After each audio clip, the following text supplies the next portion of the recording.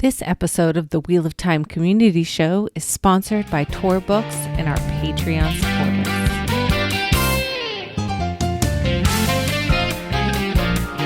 I'm Ebony. I'm Kitty. And I'm Thom. Welcome to the Wheel of Time Community Show. I'm your host, Kitty, and today, like always, we'll be talking about the Wheel of Time series. About 2 weeks ago, on January 15th, right after we published our most recent episode, the franchise marked a major milestone by turning 30 years old. On that day in 1990, Tor Books first published The Eye of the World by Robert Jordan. There's some interesting history there. For starters, Robert Jordan pitched the series as a trilogy. Can you imagine that? But Tor's publisher and president, Thom, knew it would take him a lot longer to get through all the ideas that were presented, so he offered him a 6-book contract instead. I know. Let's think about that for a second. Spoilers ahead for books 1 through 3. In recent years, some fans have done deep dives into Robert Jordan's notes that were, for a time, made available to the public at the Library of Charleston in South Carolina. According to these notes, Rand, who is not named Rand, was originally supposed to claim Kalendor from the Stone of Tyr, which was called something else, by the end of book 1. That gives you an idea of how condensed the series was originally going to be. But I think we can all agree that we would have missed out on some incredible storytelling if that was the case. So, Robert Jordan adjusted his timeline for what he thought would be 6 books. The Eye of the World was published in January of 1990, and for the next 5 to 6 years, he wrote at a blistering pace, usually 6 or more days a week, working long hours each day. But a major and unexpected event occurred several months before the publication of The Eye of the World. Hurricane Hugo swept through the southeastern United States, passing literally directly over Robert Jordan's home. In the dedication of The Great Hunt, book 2 of the series, he referred to the hurricane as the true Eye of the World. And in a 2004 interview, he said, "That inscription referred to Hurricane Hugo striking Charleston, where I live. The word hurricane comes from the name of a god of the Caribe Indians, who believed that the storm was that god walking across the water. Anyone who has ridden out in a hurricane, and I've ridden out in several, can well believe that it is. And if a hurricane isn't the eye of the world, it's as close as we will come in this world." Leading up to this year's 30th anniversary, we asked Harriet McDougall, Robert Jordan's wife and editor of the series, to tell us about that time in their lives. She replied with a touching story. Here's what Harriet wrote for us. September 1989 brought Hurricane Hugo, which caused over $200,000 worth of damage to our house. It was awful. That December brought snow, a tremendous rarity in Charleston. Now known as the Christmas hell froze over. It even froze some of the city's water mains. First, owing to the lack of water pressure, the 3rd floor bathroom had no water. Then the 2nd floor had no water either. The ground floor powder room slowed to a trickle. A good friend who visited from New York for Christmas, together with 2 other Christmas visitors, found me in the kitchen very sadly filling my mother's big pickling kettle with water, so we'd have something to flush the downstairs toilet with. He said, "What are you doing?" "I'm saving some water in case the city supply fails." "What'll we do if it does?" "I don't know." "Oh, well, we'll just have to drink our own urine." This tickled my funny bone. "Yeah, go get the empty wine bottles out of the recycling. We'll label the bottles so we'll each have our own private vintage."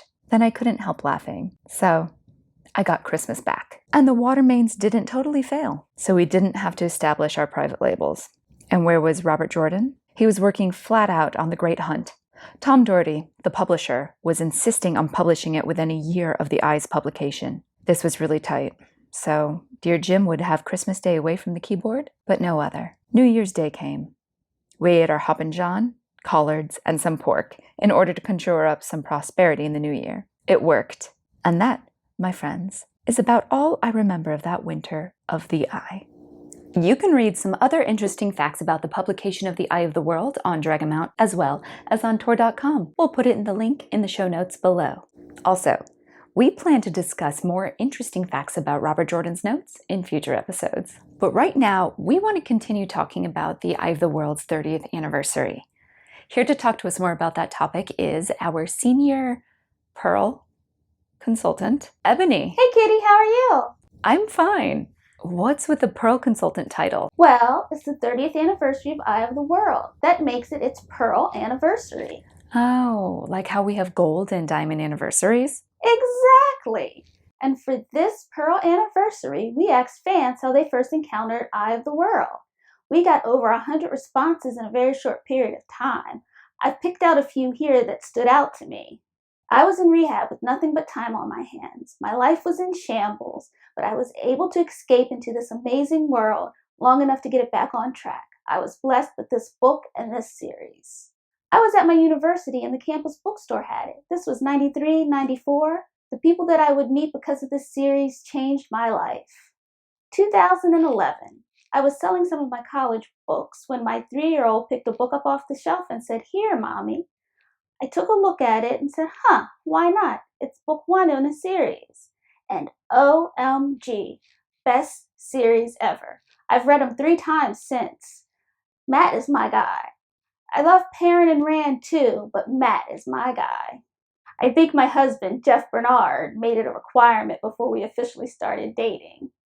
I started reading it this last summer and finished it in the fall. Fantastic book to read, and I will definitely be buying more books in the series.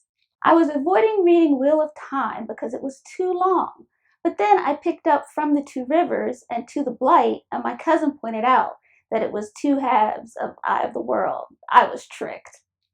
1990. I was looking for a gift for my brother, and I thought, hey, he might like this. I ended up reading the whole thing myself. I gave him something else for his birthday. Happy 30th anniversary.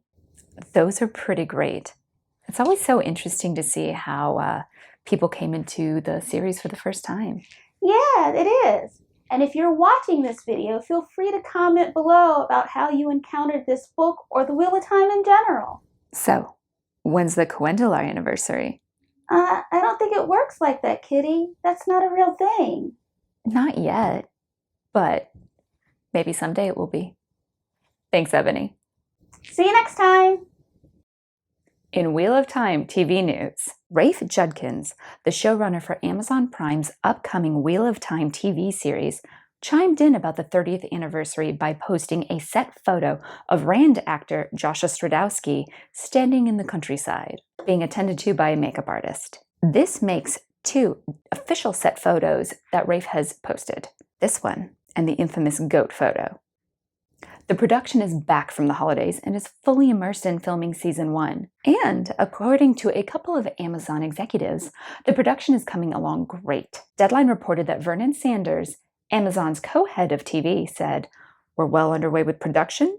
We love what we're seeing so far." And the head of Amazon Studios, Jennifer Selke, said, "We haven't seen the first cut, but the material coming out of production looks incredible." This is great news for the show and for fans like us. I don't know about you, but I cannot wait to see the first footage from the show. Speaking of the TV show, there was a flurry of casting activity last week. Here to talk to us about the new additions is our senior correspondent for unspecified casting roles, Thom. Hey, Thom. Hey, girl. It was a crazy week. Tell us about it. First off, how about those script selfies from the actors? I mean, like, those are awesome. They probably just got done with a table read, and I can't wait. I'm so excited to see this. Anyway, the scripts that they're holding up in these pictures are episodes 105, Blood Calls Blood, and 106, The Flame of Tar Valon. All you guys out there, feel free to speculate on the titles in the comments below. I'm going to delve into the actors more. But first, both of these episodes are directed by Sally Richardson Whitfield, and I'm really, really excited about that. Mainly because she's directed some awesome shows. Altered Carbon, Dear White People, American Gods, Blackish, Black Lightning, Luke Cage, The Punisher, Agents of S.H.I.E.L.D., among many others. What this really does for me is it paints a picture of her range as a director, and it gets me excited to see what she's going to do with The Wheel of Time. I think she's going to do great. All right, so let's look at who shared the script pictures. We got Madeleine, Hamed, Priyanka, Daniel, and Taylor. But, we also got some new cast members sharing them too. We have Kate Fleetwood. Kate, you might remember as the frightened Mary Cattermole in Harry Potter and the Deathly Hallows Part 1. She got harassed by some Death Eaters in an elevator. She's also acted alongside the amazing Anne Hathaway in Les Mis, and she's appeared as a First Order officer in Star Wars The Force Awakens. Claire, I'm a little less learned on. I don't watch a lot of English television, but I know she's in The EastEnders as well as Holby City. Kate is going to be playing Liandrin, and Aes Sedai of the Red Aja, and Claire is going to be playing Karine Nagashi, and Aes Sedai of the Green Aja, who really only appears in New Spring. But more on that in a minute. Jennifer Garcia, who if we read into the hashtag that she put on Instagram with her picture, is going to be playing an Aes Sedai. Some people think Siuan, but I'm leaning more towards Liane Sharif. Jennifer has starred in Van Helsing, The 100, and she got to handle Michael the Archangel's spear in Supernatural. Then we have Daryl McCormick, most notably from Peaky Blinders, as well as Maria Kennedy, Orphan Black, Les Mis Again, and Outlander. Right now, who they are is mysteries to us, but if I had to take a shot in the dark, I'd say perhaps Gawain or Galad, maybe even Ingtar for Daryl, and Maria, either Elida or Siuan. Now, this next bit is a little bit spoilery for up to mid-book 2, so if you want to skip ahead about 30 seconds or so, go ahead and do that. All right, now we're going to go back to Kate and Claire. We don't really meet Liandrin until the Amyrlin's entourage arrives in Fal Dara at the start of the Great Hunt, Book 2, where she tries to use compulsion on Rand. A little bit later, she basically interrogates Egwene and Nynaeve about Rand while they're on the boat trip on the way back to the White Tower. Not long after that, she then tricks them, along with Min and Elaine, into sneaking out of the tower to help Rand. It's a trap! It's at that point that she's revealed as Black Aja while she's attempting to turn the girls over to the Shanshan, fight ensues, blah, blah, blah. Claire Perkins' character, Karine Nagashi, is only mentioned in New Spring. She's listed as one of Tamra's searchers. Tamra is the Amyrlin when Guitar Morso gave the foretelling of Rand's birth. It's assumed that she's tasked her most trusted Aes Sedai as searchers for the Dragon Reborn. The searchers are mentioned by Moiraine several times throughout the story. Karine, though, is sadly not long-lived. She dies off-screen when she falls off a boat and drowns, but probably killed by the Black Aja, as we find out later that she was a pretty powerful Aes Sedai, rivaled at that point only by Cadsuane. I feel Liandrin's casting could either mean Season 1 is going to bleed over into Book 2 a bit, or more likely, they're adding scenes with Liandrin to build up that Black Aja reveal later on. Karine's addition, in my opinion, speaks to flashbacks being added to both build on Moiraine as a character and to give Rosamund Pike a little bit more screen time, as she's the biggest name that they cast on the show so far. Anywho, I'm incredibly happy with these new actors, and I cannot wait to see them on screen. For a more in-depth speculation on these actors and characters that they might be playing, check out Adam Whitehead's Adam's The Wheel of Television blog over on dragonmount.com. Thanks, Thom. See you next time, Kitty.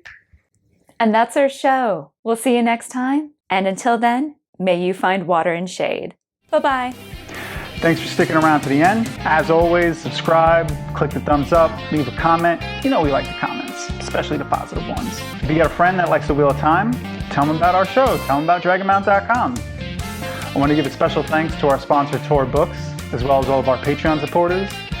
If you want to learn more about how our show gets made, maybe get some additional insights into the Wheel of Time, become a Patreon supporter. We have grand plans for the show, and all of your contributions will go a long way to making them happen. Oh, and make sure to follow Dragonmount on all the social media. That's the show. Thanks. Peace.